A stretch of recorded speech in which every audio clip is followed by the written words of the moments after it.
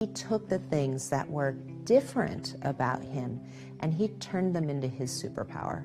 When people think of Bruce Lee's daughter, they picture strength, confidence, and legacy. But rewind the clock 30 years and you'll see someone completely different.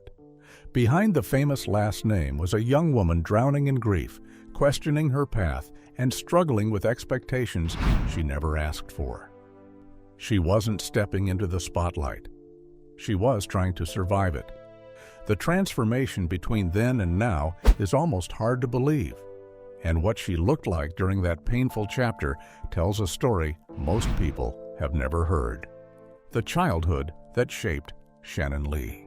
3 years after interracial marriage became legal across the United States, Bruce Lee and Linda Lee Cadwell made their union official in 1964. By April 19, 1969, their family grew again with the birth of their daughter, Shannon Lee, at a hospital in Santa Monica, California. Shannon entered a world already in motion. Her older brother, Brandon Lee, 4 years ahead of her, was a whirlwind from the start. Full of energy, always moving, always into something. He teased her the way big brothers do, earning the playful title of tormentor in her memory. But that same boy who pulled pranks was also the first to stand guard. If anyone dared to cross the line, Brandon was there, stepping in without hesitation. That balance of mischief and protection defined their early bond. When Shannon was born, her father was standing at a crossroads. Bruce Lee was shifting gears, determined to move beyond teaching martial arts and step fully into acting. He had just finished a 2-year run as Kato on The Green Hornet, a television series where his speed and presence often outshined the leading man. The role made audiences take notice, but Bruce was aiming higher. He wanted more than sidekick status. He wanted to lead. Work did not stay at the studio. Martial arts lived inside the Lee household. As soon as Shannon and Brandon could stand steady on their feet, Bruce began guiding them through the basics. Punches, kicks, balance, discipline. For Brandon, it became a regular practice. Shannon, being younger, participated a little less, but the rhythm of training was always in the air. It was less about pressure and more about presence. Martial arts was simply part of daily life. To the outside world, Bruce Lee was becoming a phenomenon. Inside the house, he was Dad. Linda allowed the children to watch his films, even when they were too young to fully grasp the storylines. Posters of his movies lined the walls. Film sets felt as familiar as playgrounds. The family spent evenings in theaters or gathered around a television watching scenes replayed on VHS tapes. Stardom did not feel unusual to Shannon. It felt normal. Even as a child, Shannon carried her own spark. The urge to perform showed up early. She would invent stories, sing loudly through the house, and turn everyday moments into little productions. That love of expression mirrored something she saw in her father. Performance for both of them was more than attention. It was a form of communication. As Shannon grew, so did her father's ambition. In the early 1970s, Bruce Lee began working on what would become his defining film, Enter the Dragon. For him, it was not just another role. It was a mission. He wanted to introduce the Western world to the depth, discipline, and beauty of Chinese Kung Fu. More importantly, he wanted to present a Chinese man on screen with complexity, strength, and humanity. Enter the Dragon became the ultimate showcase. The story followed a Shaolin warrior sent to compete in a high-stakes martial arts tournament on a remote island fortress. Beneath the surface, there was a deeper assignment: expose and dismantle a powerful drug lord operating in the shadows. The film blended philosophy with explosive action. Bruce delivered lessons about emotional intention behind every movement, demonstrating that technique was not just physical, but deeply mental. His speed, his precision, and his mastery of nunchaku turned fight scenes into choreography that felt almost unreal. He was joined by Jim Kelly, whose cool confidence added another layer to the film's energy. The soundtrack, composed by Lalo Schifrin, gave the movie a pulse that carried through every fight and every stare down. From the unforgettable dungeon battle against waves of henchmen to the climactic showdown in a hall of mirrors, the film built moments that would live on for generations. When Enter the Dragon premiered in August 1973, it exploded at the box office, earning $20 million and climbing to the #1 spot worldwide. Bruce Lee had reached the global platform he had fought so hard to claim. His philosophy, his artistry, and his power were finally recognized on a massive scale. But in a cruel twist of fate, he did not live to witness the full weight of that triumph. The death of Bruce Lee. Look at almost any image of Bruce Lee, and the first impression is undeniable. He did not just look fit, he looked engineered. Every muscle sharp, every movement precise. The biceps were carved, the abs looked like stone, and his frame carried that rare mix of speed and power that felt almost unreal. Whether he was flying through jump rope drills, grinding through brutal circuit training, or holding punishing isometric poses, Bruce treated his body like both a weapon and a work of art. Maintaining that physique was not vanity. It was discipline. It was identity. To the public, the little dragon seemed untouchable. On screen, he moved like lightning and struck like thunder. But beneath that controlled exterior, there were warning signs that few people saw.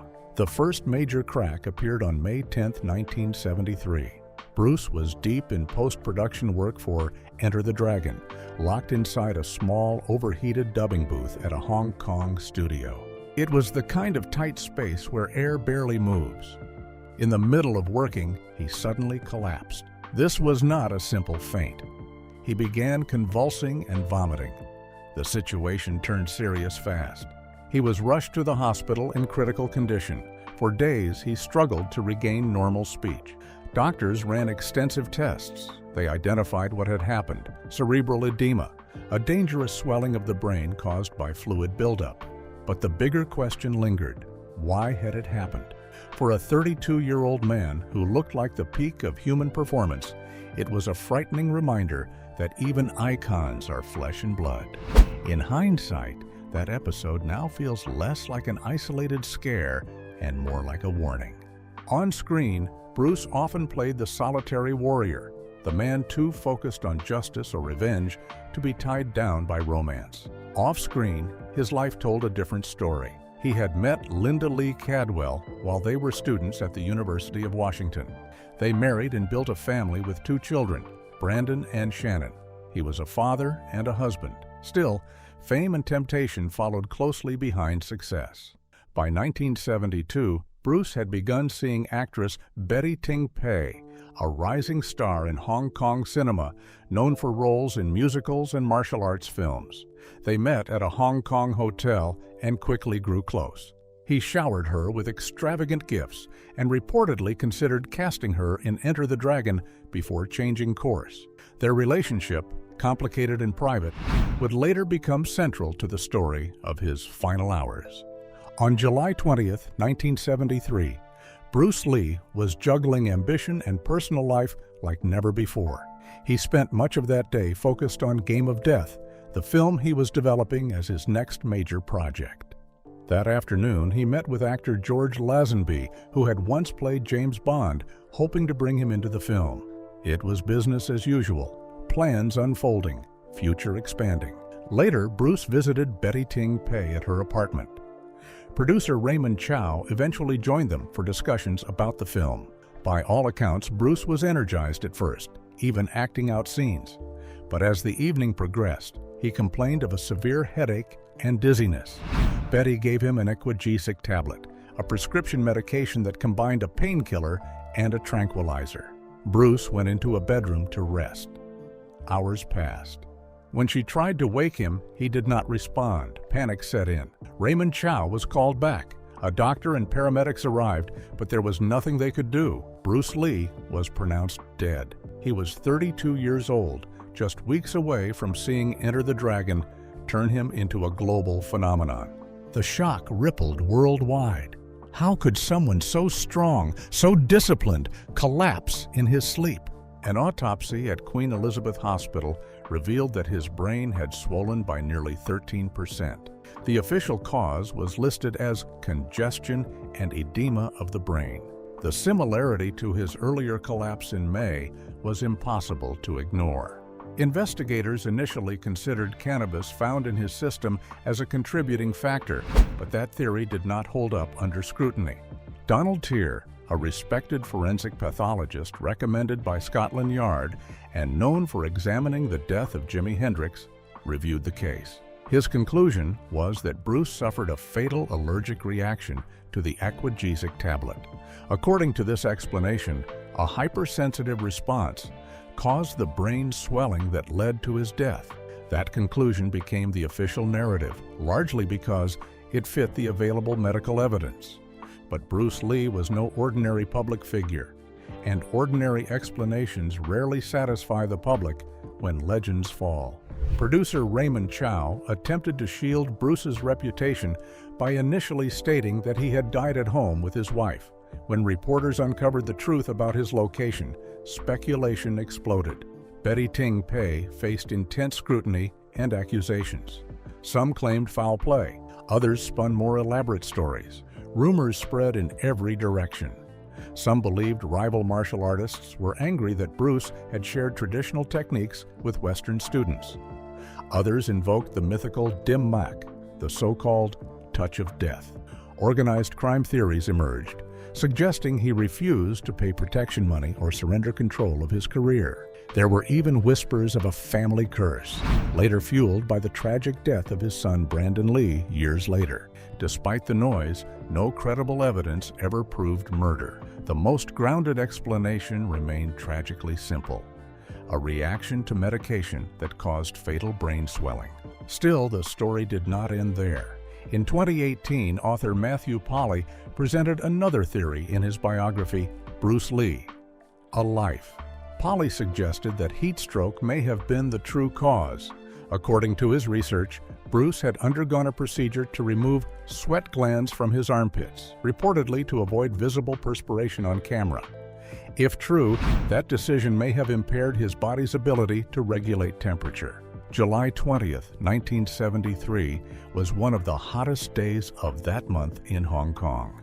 If Bruce's cooling system had been compromised, even time spent indoors might not have protected him from overheating. Polly argued that his body could have failed to release heat properly, leading to a fatal chain reaction. Compared to assassins, secret martial arts techniques, or organized crime plots, a biological breakdown feels almost anticlimactic. Yet sometimes the truth is not cinematic. It is painfully human. Life between tragedy and family fame. Shannon Lee was only 4 years old when her father died. At that age, memories do not always settle into clear pictures. For years, she wrestled with that reality.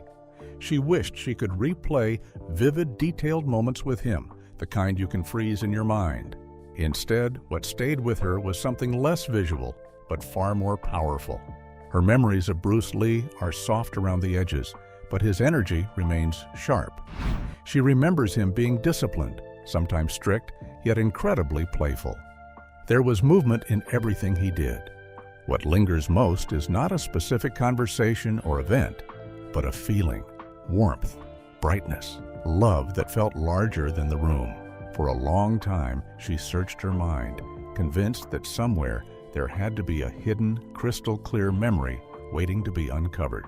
Eventually, she came to understand that what her father left her was not a single snapshot in time. It was a presence. When she thinks of him now, she thinks of how safe she felt around him, how playful he could be, and how strong that love felt. Anyone who has watched Bruce Lee on screen understands what she means about presence. Decades later, his energy still leaps off the screen. It is intense, focused, magnetic. Now imagine that same force directed at a small child, softened by affection. That is what Shannon carries with her. There is one moment she does remember vividly: her father's funeral in Hong Kong. Thousands of people filled the streets. The crowd stretched endlessly, a sea of grief and disbelief. For a 4-year-old, it was overwhelming. She recalls feeling detached, almost floating, as she was guided through the massive procession. The scale of the loss was too big for a child to process. Before that tragedy, the Lee household had been a lively place. Bruce often trained students right at home. The yard would fill with grown men sparring, shouting, striking. To the family, it was normal. To outsiders, it looked intense. Brandon once had a friend who refused to come over. When Linda reached out to the boy's mother to reassure her, the response was simple. The child was frightened by the sight of adults fighting in the yard. For the Lees, it was training. For others, it looked like chaos. After Bruce's death, both Shannon and Brandon stepped away from martial arts for a time. It was not a formal decision. It just felt heavy. Carrying on that legacy so soon after losing him was a lot for two young children. When the family moved from Hong Kong back to California, they wanted something different. They wanted normalcy. School, friends, ordinary days without the spotlight of their father's legend looming over every move. As Shannon grew older, her interests expanded beyond martial arts. She loved sports, especially soccer. She loved music even more. Singing became a passion that felt entirely her own. In 1987, she left California and headed to New Orleans to attend Tulane University. The decision was not part of some carefully crafted master plan. It happened almost by chance, but once she arrived, she embraced it fully. She entered Tulane with passion, but without formal classical training. She could read music and play piano, but she had not gone through rigorous conservatory preparation. Still, music pulled her in. Interestingly, that artistic thread ran deep in her family. Her grandfather, Lee Hoi Chuen, had been a respected Cantonese opera singer and film actor. Performance was woven into her DNA. At first, she was unsure about her major. With encouragement from her mother and brother, she explored acting and creative writing alongside music. She experimented, tested her instincts, and paid attention to what felt right. Again and again, she found herself returning to music. There was no grand strategy behind it, just love. By the time she graduated, she had become a classically trained vocalist, performing in operas and recitals throughout her college years. For a while, she seriously considered pursuing music as a full-time career. It seemed like a path she could claim as entirely her own. But family legacy has a way of calling back. Over time, she felt drawn toward acting, the same field her father and brother had embraced. In 1993, she reached out to Brandon to tell him she was ready to step into that world. He was thrilled. He wanted her to move back home so he could guide her, support her, and help her find her footing in the industry. It was a hopeful moment. A brother ready to stand beside his sister just as he had when they were children. But life had other plans. By 1993, Brandon Lee was no longer just Bruce Lee's son. At 28 years old, he was building a name that stood on its own. He had already carved out a loyal following through a string of action films that developed cult status, including Laser Mission, Showdown in Little Tokyo, and Rapid Fire, the last of which had been crafted specifically with him in mind. The momentum was real. Audiences were beginning to see that the same intensity and physical precision that defined his father also lived in him. Yes, carrying the Lee name opened doors. But Brandon did not rely on legacy alone. On screen, he proved he could handle complex fight choreography and bring emotional depth to action roles. He was on the edge of something bigger, ready to cross from rising talent to full-fledged star. That next leap was supposed to come with The Crow. The film carried a dark, gothic tone that matched the mood of the early 1990s perfectly. It had the potential to define his career. Instead, it became one of the most tragic chapters in Hollywood history. During filming in Wilmington, North Carolina, a scene required a prop gun to be fired in Brandon's direction. As the action unfolded, he triggered a small explosive charge in a grocery bag he was holding. The effect was meant to simulate bullets tearing through it. But something went terribly wrong. Instead of finishing the take, Brandon collapsed, bleeding heavily from his abdomen. He was rushed to New Hanover Regional Medical Center. Surgeons worked for 5 exhausting hours, transfusing massive amounts of blood in an effort to save him. The damage was catastrophic. He never regained consciousness and died roughly 12 hours later. Initially, it appeared to be a tragic prop accident. But during the autopsy, medical examiner Leon Andrews discovered a real bullet lodged near Brandon's spine. The injury was not caused by a blank alone. It was a gunshot wound. The investigation revealed a devastating chain of errors. The day before the incident, the crew had filmed a close-up of a gun pointed directly at the camera. To prevent light from revealing that the barrel was empty, a dummy round had been placed inside. Somehow, that round, or part of it, became stuck in the barrel. The following day, when the same gun was loaded with blanks for the scene with Brandon, the explosive force propelled the lodged fragment forward like a live round. It struck him in the abdomen. Authorities ruled the shooting accidental. While the investigation unfolded, Brandon's mother was told her son had been injured. She immediately flew from New Orleans to North Carolina. Even before landing, she sensed the outcome. It was a quiet, devastating realization forming mid-air.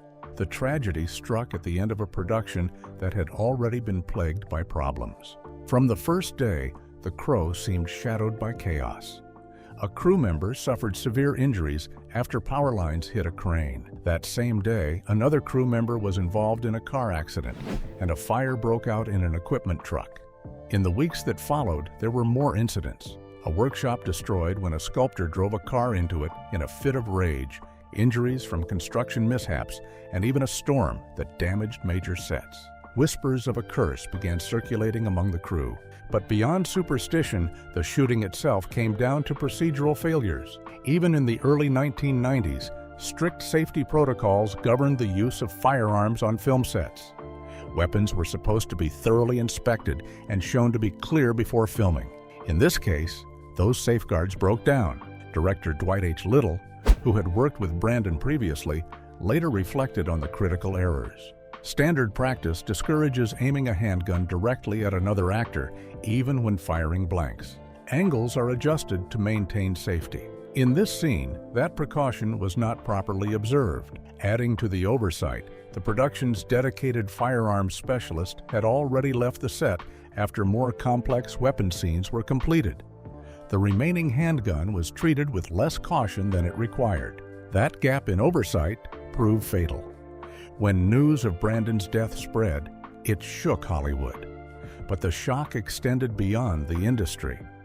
The parallels to Bruce Lee's sudden death 2 decades earlier were impossible to ignore. Bruce had also died at the height of his fame, under circumstances that sparked endless speculation. Though medical findings pointed to cerebral edema, rumors of foul play had lingered for years. With Brandon's death, those old suspicions resurfaced in amplified form. Conspiracy theories flourished. Some suggested organized crime involvement, echoing claims once made about Bruce. Others insisted the family was cursed, destined to lose its male heirs prematurely. The similarities between father and son felt too eerie for many fans to accept as coincidence. Despite the speculation, no criminal charges were ever filed in Brandon Lee's death. Investigations concluded it was a tragic accident caused by negligence and procedural breakdowns, not intentional harm. The same remains true of Bruce Lee's passing. You see, Shannon Lee was shattered by her brother's death. The pain was not just about losing Brandon. It was about losing the future they had already started planning together. He had asked her to stand beside him as his best man at his wedding, a role that spoke volumes about their bond. Brandon was engaged to Eliza Hutton, a personal assistant he met in 1990 at director Renny Harlin's office. What began as a professional encounter quickly turned personal. Within a year, they were living together in Beverly Hills, building a quiet life with their 2 cats, Mushroom and Kato. At first, Eliza had misread him. Her early impression was that he came off arrogant, but as she got to know him, that perception shifted. What seemed like arrogance was actually confidence. He was intense, direct, and fully present.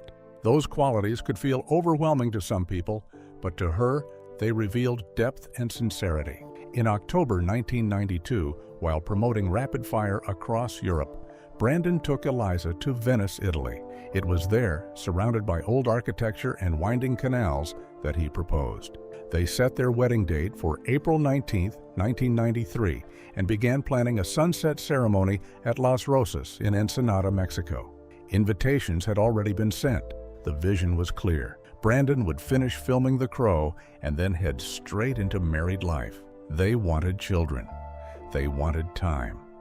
At the same time, Shannon was preparing to move to Los Angeles to seriously pursue acting. The siblings were excited about finally living in the same city again, imagining late-night talks, shared auditions, simple everyday moments. Then, everything stopped. You won't believe what Bruce Lee's daughter looked like 30 years ago. After Brandon's death, Shannon sank into a deep depression. The grief felt relentless, like a loop she could not turn off. Losing a father at 4 was devastating. Losing her brother as an adult reopened that wound in a way that felt unbearable. The silence left behind by people that central to her life felt overwhelming. She had to learn how to stand in that absence and still keep moving. People often asked her what life would have looked like if her father and brother had lived. She refused to dwell there. Imagining alternate timelines did not change reality. She understood that healing meant facing what was, not chasing what could have been. Still, she came to see grief not as something you complete, but something you live with and work through over time. For years, her father's journals had been stored away in boxes. After Brandon died, she finally began reading them. In those pages, she found a line that struck her deeply. The idea that the medicine for suffering had been there all along, but unused. That thought shifted something inside her. She began to realize that her healing could not depend on external answers. It had to come from within. That period also forced her to confront something else. She began to recognize that she had likely carried a low-grade depression for much of her life without fully understanding it. The losses had simply intensified what was already there. Despite her emotional turmoil, Shannon continued moving forward professionally. Returning to acting felt frightening. Starting anything new brings doubt, and she felt it intensely. Still, she pushed ahead. That same year, she appeared as a party singer in Dragon, the Bruce Lee story, a film that honored her father and was dedicated to her brother. It was both a professional step and a deeply personal one. As she processed her grief, she immersed herself in her father's writings and philosophy. His words became a source of comfort. Reading his reflections on discipline, self-knowledge, and resilience offered her a sense of grounding. His philosophy did not erase the pain, but it steadied her. A few months after Brandon's death, she relocated to Los Angeles to fully pursue acting. But emotionally, she was not ready. The industry demands confidence, resilience, and a thick skin. She felt fragile. The constant rejection and scrutiny over appearance weighed heavily on her. Eventually, she stepped away. Looking back, she described that chapter as tortured. She was grieving deeply and could not give the work what it required. Over time, her early love of performance began to reconnect with something else she had once avoided: martial arts. Being Bruce Lee's daughter carried expectations. Many assumed she had grown up as a prodigy. In reality, Brandon had trained more closely with their father. Shannon was younger and did not immerse herself in it the same way. After Bruce died, martial arts felt heavy. Both she and Brandon instinctively pulled back. Continuing his legacy felt emotionally overwhelming. For years, she kept her distance. In her early 20s, however, she chose to return. This time, it was on her terms. She began serious training in her father's philosophy and system, Jeet Kune Do, then expanded into kickboxing under Benny Urquidez. She also explored Wushu and Taekwondo. What had once felt like a burden slowly became something empowering. Eventually, business responsibilities and life commitments reduced the intensity of her training, but the philosophy stayed rooted in her. With age, she began to appreciate it more deeply. What once felt intimidating now felt like an inheritance she could finally carry with confidence.